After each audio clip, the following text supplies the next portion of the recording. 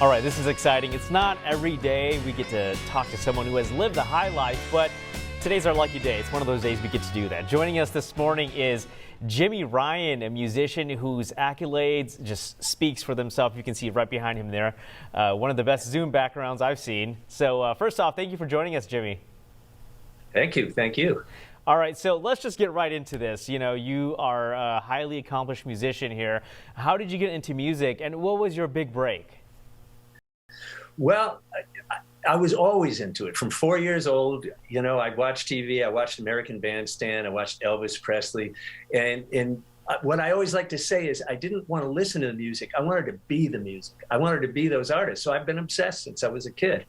I picked up guitar at 10 years old, practiced like crazy, you know, joined bands. Then when I got into the bands, I made sure that I got rid of the guys that couldn't play and replaced some of the guys with guys that were really good.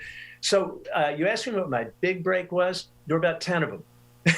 You know, that's in my book, which we'll talk about in a minute. It's called Shapeshifter. Each time a career got to a point where it either failed or was boring, I shapeshifted into a different career. I've been a Broadway actor. I've been a studio musician. I've been a rock star. I've done a million things. But the big break was Carly Simon. If you listen to You're So Vain, there's a solo on it. That was me. And that really launched my career into, you know, the much bigger time than I had been used to in the past. Yeah, and you know, you mentioned your book. I mean, that's going to be such an interesting read given all you've done throughout your career. Can you share with us more about what the book is about and what's all in it and what, you know, the stories that you are excited to tell?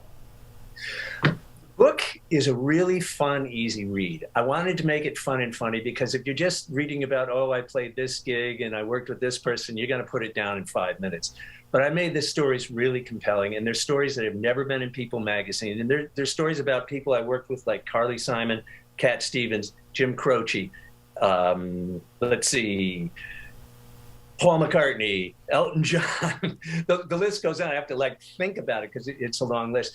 And it's stories about my personal relationships with these people. And they're fun and they're funny and they're not much about recording. They're about human interest in what it's like to be a superstar, not me, but them, and to be around them.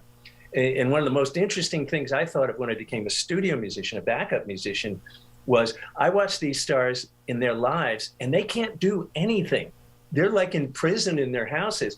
I play at Madison Square Garden in New York City. I walk out through the front door and go to a restaurant.